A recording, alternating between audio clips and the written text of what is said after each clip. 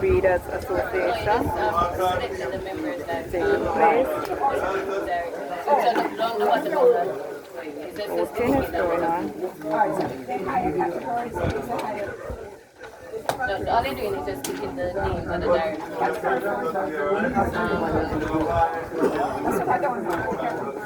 There you have Mr. Hamilton, the outgoing president, and there is his vice president. There. It's a good turnout here.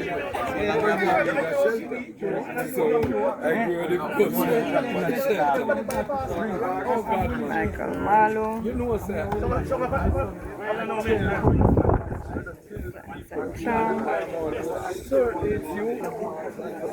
Mr. Azar, yes, in black hair, is the one running for possession of presidency.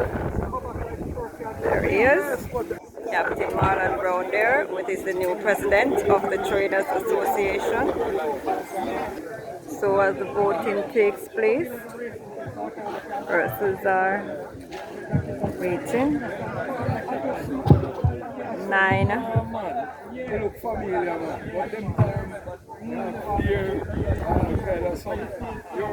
9 executives will be voted in. They wanted to extend it to 12, but that was turned down by the members. Voting is going on fairly well here. A lot of the trainers are here, as it's good for you have owner trainers, owner breeders. Yes, they are here. And it's a very vibrant association.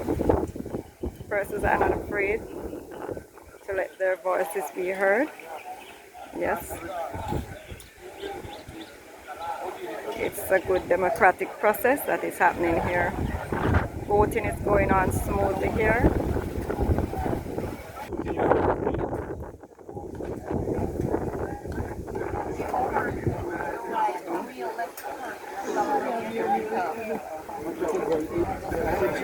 Owner Bertie.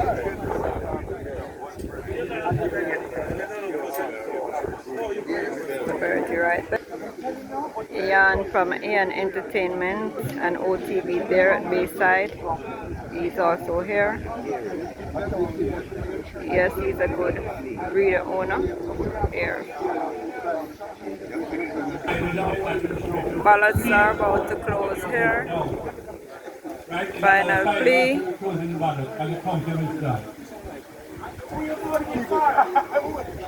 So we are by Ham Stable. Mr. Robinson will address the audience before the voting result is delivered. Filling in the large shoes of Mr. Walker, who is actually the chairman of the PNC committee. I am the current CEO for Kenyan Trust Limited. I will be speaking for Mr. Walker in the capacity a member of the PNC committee. So I try my best to give you as much information as I possibly can. So the PNC committee was set up a life to actually oversee the implementation of various projects as stated in the deal of divestment to SDR in 2017. So what the PNC committee was designed to do was to ensure that the projects that was outlined in the deed by SDR were implemented within the timeline that was given. Now, what is in the deed signed off by SDR and CTL is that over a 5-year period, an estimated amount of 500 million was supposed to have been spent. Now, it was broken down into 2 tranches. In year 0 to 2, approximately 200 million ought to be spent. And in year 3 to 5, an additional 400 million ought to be spent. Now, the committee role is to ensure that these projects are implemented. If they're not implemented, with the right to the Ministry of Finance to update them as to the projects that were actually verified and projects that were not verified. You have been quite aware that we are now in year 8 since that 200 spent. Oh, and capital expenditure is speaking about. no, the projects were clearly defined. Yep. Well, can we know that? Can we know that? Can we know the project? Well, I can tell you some of the projects. As a matter of fact, one of the problems that SDRE, and I'm sure Mr. Shaw can speak for himself, one of the problems that they had in the years 0 to 2 is that they actually exceeded the amount that was spent. And one of the main reasons why they exceeded the 200 million is that there are problems that they encountered in terms of some of the assets that they bought. They didn't check it before they took it. Tractors that they had to spend that they did not expect to spend on. I know that wells broke down and they had to dig new wells. So various things happened while they had to spend additional money on things that was not included in the actual items that they specified that they should spend on. Right? So there are items that actually should be implemented in the utility plan, such as an elevator that should be installed. A clear design and development of the entrance of the property should have been completed. They have not been done. There should be refurbishment of the north lawn. That has not been done. And you also have to remind that during that time period, we had something called COVID. And that also impacted some of the projects that was implemented.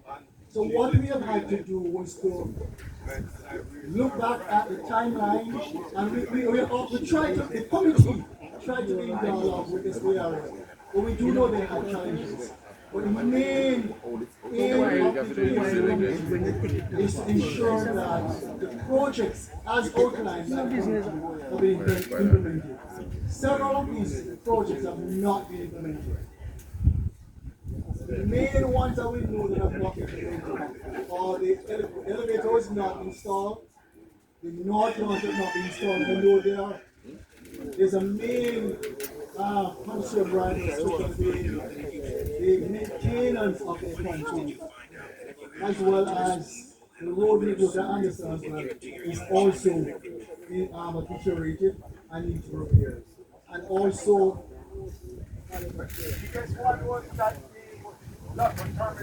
Question asked there by Mr. Lake.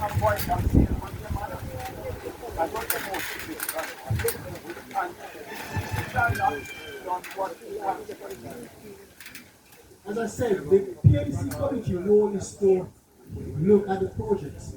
In terms of consequences, that would lie with the Ministry of Finance who would then deal with that aspect of it. That would not be the role of the PMC committee. Can we get a list of the projects that were... I don't have a full list of the projects. How convenient. Was the backstretch ever in? No. But sir, with all respect, sir, you should have come here solidly with the argument. You come here with a solid argument. It's like a joke. It's like a joke, sir. It's like a joke. Barrington It's like a Bernard, joke. Who was slated to not speak. having it Unfortunately, lightly. Sean noticed it not. Mr. Walker never show up yet. Mr. Walker never show up yet. That is the problem. Mr. Walker never show up yet, and he's the main person of this thing. The chairman of the oversight committee to monitor the thing. It's a joke, man. It's not a joke. All on a joke. Straight. Another project that was not implemented as well is an incineration have been built that have not been built for use on the track, as well as there was a commitment to increase prices by 5% every year. That also not been done. Of the divestment. After that, the person should be increased by 5% every year. It wasn't 20%. First, 20%. They want to raise it with something, but the total first one went down. Let me repeat what I just said. Horses was increased by the 20% in the first 6 months of that. The deeds speak to a 5% increase every year after that. That aspect of what they speak of not being implemented. I cannot say what. All I can say is that not being implemented. By 50%, they would have met the price. Again, let me repeat. The PMC committee role is to look at what was agreed in the deed and ensure that what was agreed and signed off is implemented. I can't speak outside of what was signed off in the deed. That is the role of the committee. Representative, you can ask him if it was intention to put 20% increase in the total purse money or just address individual races. Sir, by all means you can ask. That's a question I can't I answer. would have thought that your purpose though was to ensure that the overall purse money was increased. I had asked at one point for the minutes of the meetings. Mr. Azar. That can be given. I just think a lot of people here don't have the confidence that that committee met and is with due respect. I've sat on a few boards and the government issues leases when they're divesting. And they don't just give away the lease to whatever you want to do or not do. There's certain stipulations that with us divesting this from a government-owned institution, the private, comes commitments by the private purchasers. You guys had a aim, an objective, to make sure that the company kept up to their word. And if you look at the lease, there's a multitude of infrastructural promises and purses and a lot of things that they've just disregarded.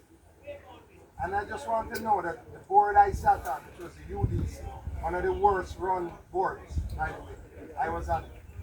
At least the UDC would lease a hotel to somebody. And if they don't build the 500 rooms, there was action they would take. Have your committee or the government taken any action when perusing that document and seeing what was indeed promised? And we didn't promise it. It was promised by them. To say what was the promise.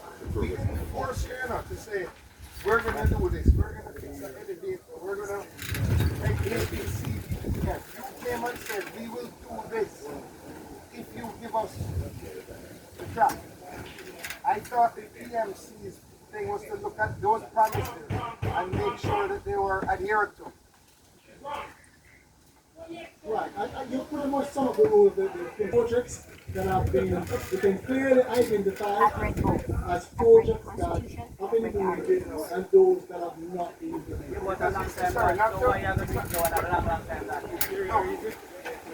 I'm not sure I understand what you're saying. No, you just have a child, but a long time all of them year one, year That have alternate incomes.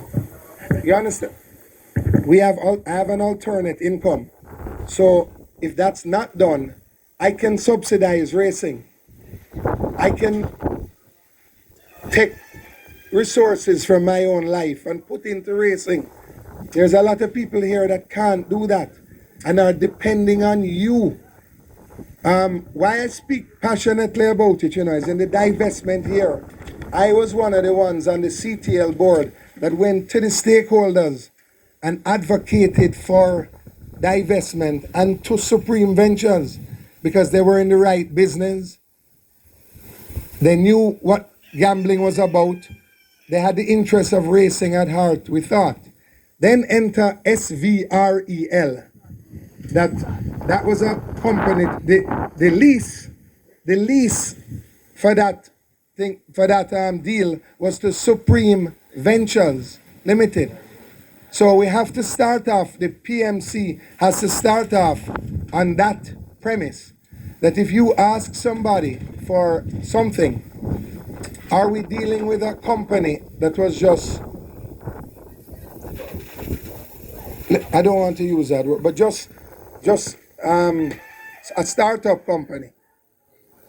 Or if at the time of divestment, we should have been told that, and not that we were going to be giving it to a company with deep pockets who, by all admission, were not going to wait to make money to fix the well.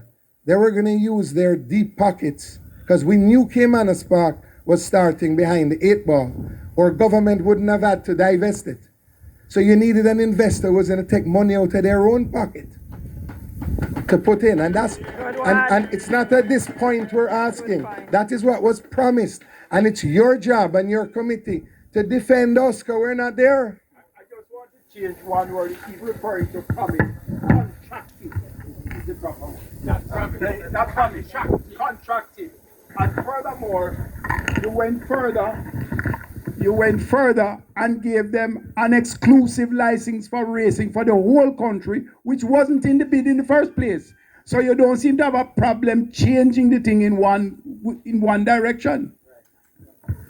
Gentlemen, I've heard what you have said, but I'm going to stick to the core mandate of the PMC committee. What I've heard is valid questions. The PMC committee was never designed to deal with those issues. Our mandate was very, very clear. Confusing here. It's very clear.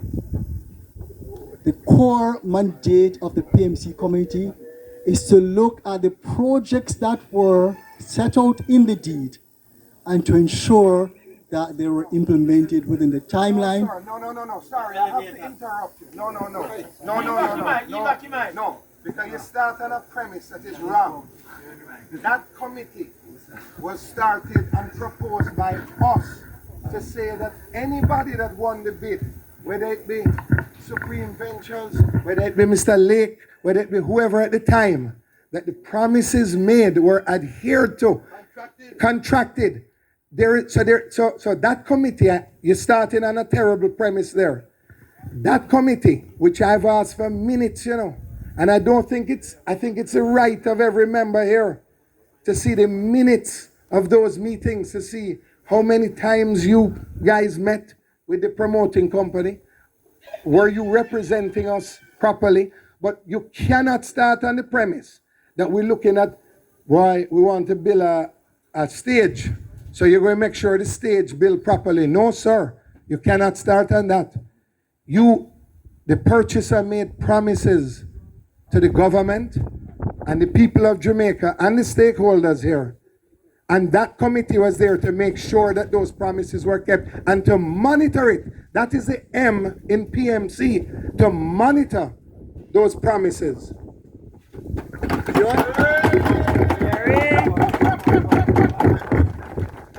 You and I are saying, you and I are pretty much saying the same thing. But we are looking from a different perspective.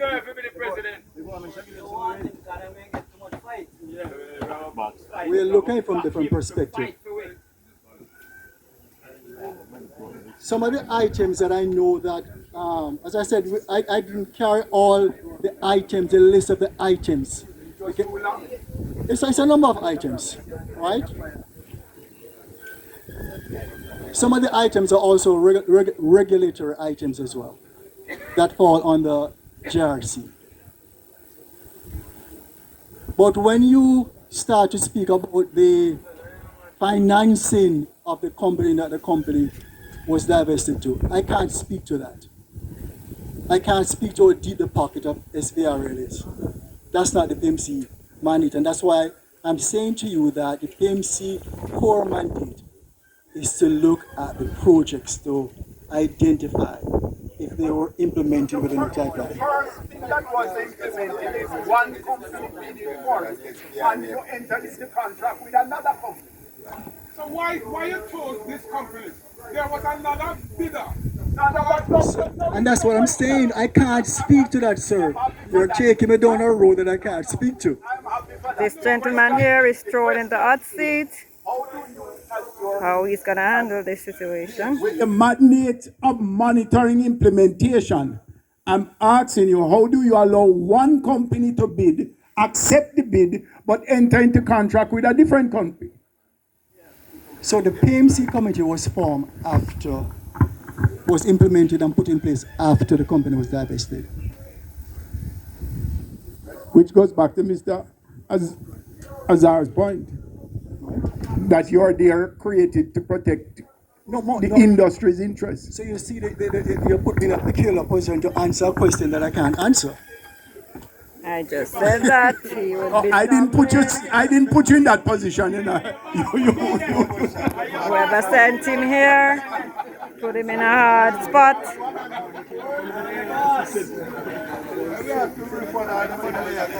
Very confrontational here.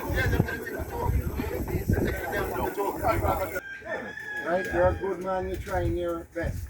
But we're talking about the principle, understand. Talking about incompetence. That you are competent, that company was put there to defend us. So when we ask for minutes of meetings, or we ask for what actions were done to make sure I have made a request many times to the head of the committee. Yeah, I want minutes of the meetings. How many meetings have been held since the divestment took place? And minutes of the meetings. And I can't get an answer. Some people might not wish to work with everybody as would be. And I having resigned, they will also resign en bloc, depending on what the new administration comes to be. Have resigned. And that's the situation. So far. Sorry, my omission, and I regret not having done that. Whoops. Earn up, Bertie. One thing for sure is that I think we have a 1 year meeting, and this is a place where we are going to reside en bloc. We can now look at that forward instead of only 3 people resign and 6 stay, and it's all the 3. So we should be looking on whether or not this is the way forward, rather than you have a meeting of the execs and they decide. I mean, everybody is entitled to resign at whatever they are doing at some time at the time. But I think because we're not given an opportunity to meet on a regular basis, then this is the way I think we could be looking at it. Thank you very much. Brand new owner. At last time, we have been able to attract somebody with disposable income into the racing industry as an owner. As follows for the directors for October for 2025. So we have Gary Tullo, Derek Brandt, Dr. Graham Brown, Desmond Lewis, Jeffrey Mordecai, Matthew Williams, Hubert Carr, Alec Edmondson, Philip Hazard. Those are the 9 who have been chosen for the directorship of October. Okay? Please repeat. Okay. I'll go again. A little slow. Okay. Gary Tullo.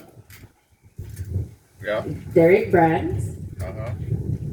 Dr. Graham Brown. Yeah. Desmond Lewis. Jeffrey Mordecai. Matthew Williams. Hubert Carr. Alec Anderson, Philip Azar. Those are the names for the execs.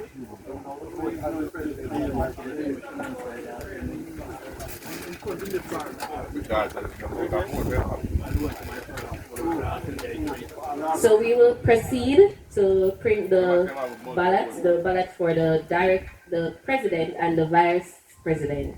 So we can proceed with that voting. But and we are going to have nomination for president. Yeah. I thought we nominate them. Well, I still want to know who they are. Yeah. Nominate them. Those persons will be given the opportunity to come and present their plans going forward for the association. The people running for president will be given an opportunity to come and speak at the gathering as their plans going forward for the running of the organization. The people have been nominated, and we will speak to those persons. You have those nominations. Chantal, you can speak to those persons who are nominated. Alright, so the nominations that I received for president were Dr. Graham Brown and Philip Azar. And for vice president, Jeffrey Mordecai. Those are the nominations that I received for vote. So do I vote? Should ask me to speak before my One of our candidates for presidency here at the Thoroughbred Owners and Breeders would I bring Association. to Togo?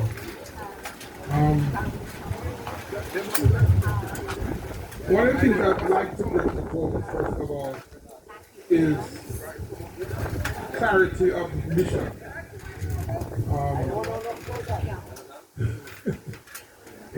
I want to create an environment where all the stakeholders in Togo, not just the directors of Togo, but everybody who owns a horse, who breeds a horse, has a say in what we do and in the direction of this industry. I believe for far too long, Togo has become a sort of isolated institution within the horse racing industry. I believe that too many persons who are breeders and owners do not feel that they are part of the process of creating a better industry in this country. And my view is very simple. And my mission is very simple. Not to be the head of this body, but to create an environment where everybody's say, everybody's view, everybody's commitment, everybody's pain and suffering becomes a part of what we try to do. I'm not a politician. I'm not a big guy. I have no bones to pick. I pick many bones with anybody else. I believe that we are on the threshold of doing something really different for this organization. I believe so because I believe the other person who is standing for president of this organization is a very good person. And I won't beat his drum, but I have no problems one way or the other. You know, this to me suggests that we're on a road going somewhere where I think is a better place. Most importantly, absolutely importantly, is that every single person, every breeder, every farm, every man who have 2 mares, everybody with a little stallion, everybody who has an interest and a stake in racing should be able to represent their voices, not just at one meeting, but all through the year, through this organization, which should be their organization called THOROUGHBRED. So that's it for me. Well said.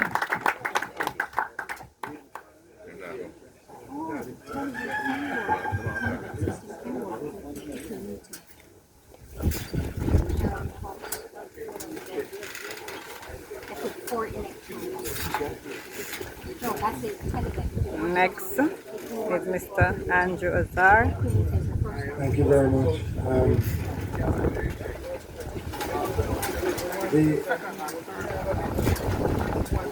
I don't have extensive experience with TOBA, many, many, many years.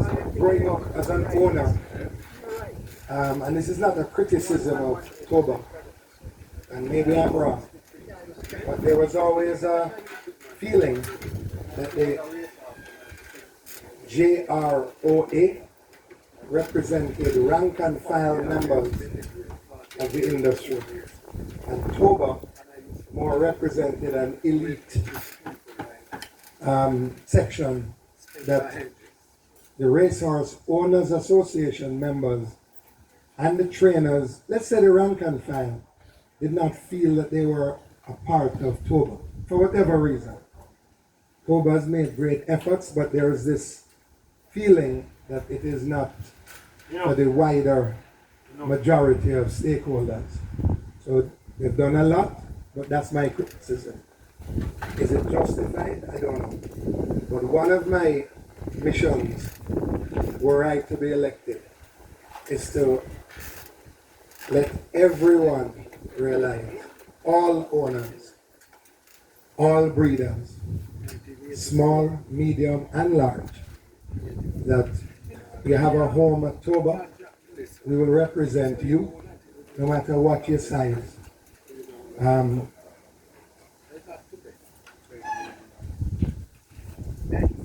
As it is now, there is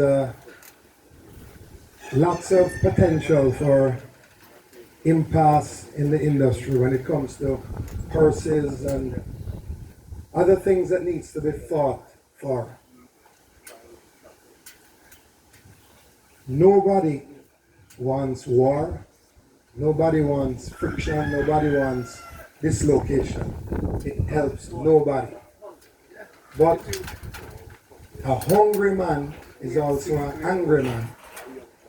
And when that angry man becomes desperate, desperate people do desperate things. So we need to have not one meetings like this once a year. And I do agree with Dr. Brown. I think that the leadership of Toba has been generational by Mr. Hamilton, and I think he has done a magnificent job over the decades that he has been in charge of this organization. It's not an easy task, and I believe that were I to lose today, Dr. Brown is a very worthy candidate, and I think Toba would be in good hands regardless of who wins today.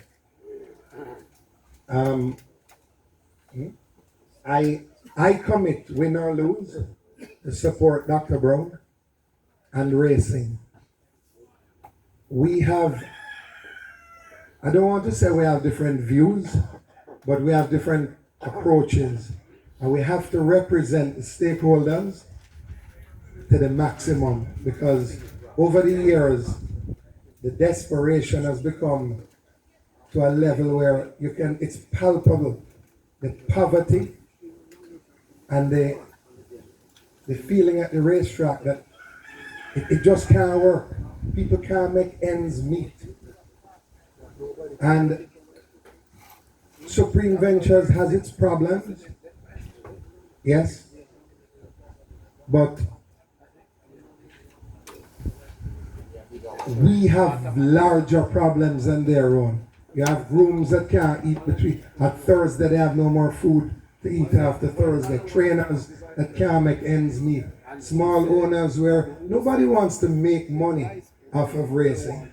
We know you'll never make money, but we would hope that the purses were at a point where it would help offset the expenses, because this is a game that we all love. It has, in my opinion, steadily declined over the last decade.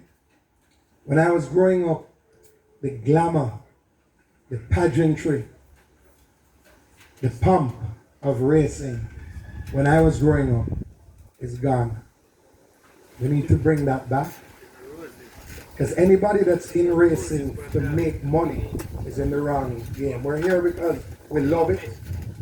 We have egos. When we win, we feel it. And we need to work with the owners to try and get back racing to where it was one time. As I said again, nobody wants war, nobody wants dislocation. Are we afraid of it? No. If it comes, we'll deal with it. But nobody wants it. It would be stupid and suicidal to want the company that we're a part of to not do well. What I think we want is to share in the spoils. But when the company does well, that by their own admission, their sales have grown from 4 to 5 billion to 12 to 13 billion. We should benefit to some extent from that. I think that is without doubt. And I come here today to put up my candidacy to try and help racing. Whether I win or lose, Dr. Brown, I'll help you. I'll be on your board and I'll help. And everybody else, I'm here to help racing still win or lose. I'm not here to win to sign with president. Nobody listening to the finances. This is really a very tough job. It's really a very tough and uphill job.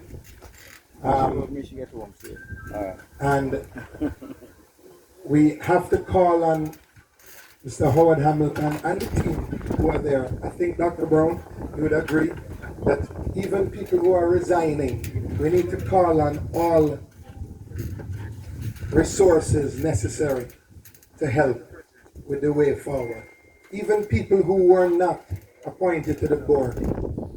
There's tremendous people on that list, names, that have put in yeoman effort over the years that were not on that board. And by the way, just to end, one of the things I would change immediately for the next election, whether I'm here or not, is you elect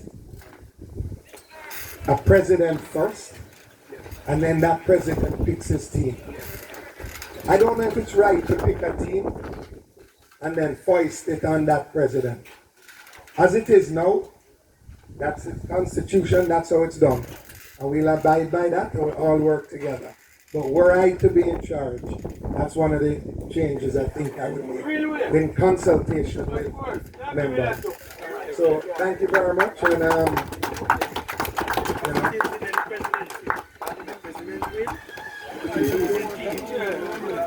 There is Dr. Brown going to shake hands with Sir Azar.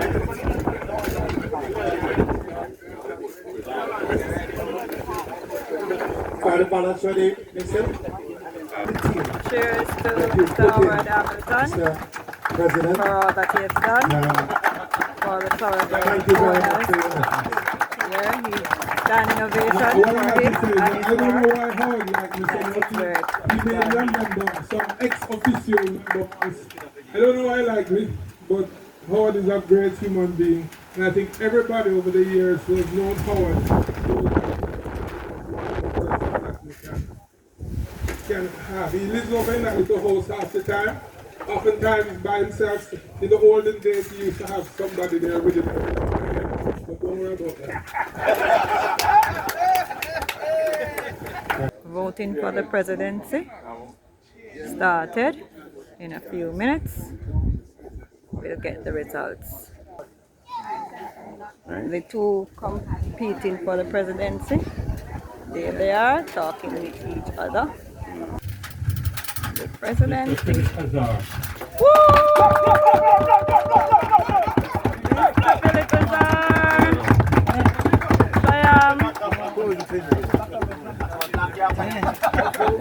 No hard feelings between the two gentlemen. There it goes. There is Mr. Philip Azar and Mr. Brown. Let me wish him the best of luck and all the support that he needs. I've been really by his side and give whatever guidance he needs. Let me also thank Dr. Graham Brown This for Dr. once Brown? again becoming a part of Thorough. Yes. Nice gentleman. Lost nothing in the field. Outgoing president. I'm not going to give it to you without asking. Mr. Hamilton. By sense of knowledge of the racing industry, not only in Jamaica but globally, you'll be available at whatever time you want. Thank you very much again for coming on board at Togo, and I know your support will be there for whoever is president. Congratulations all around to Mr. Azar. Yes, he's triumphant. Yes, from Solomon Shop. Yes, Mr. Barrington Bernard. Here is the Bratty.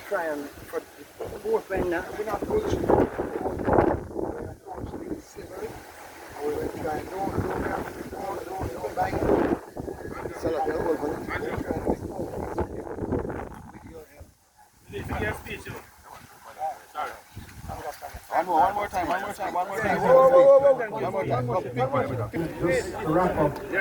The president, newly elected president, Mr. Andrew Azar. And again, thank you to Howard Hamilton for the human service over the many decades. And we will be calling on your expertise in the future to help and guide us. And also to Supreme Ventures and Salah, who was just here. We're going to try and work together in a civil and productive way to get things done to the best for everybody. Thank you very much. Alrighty.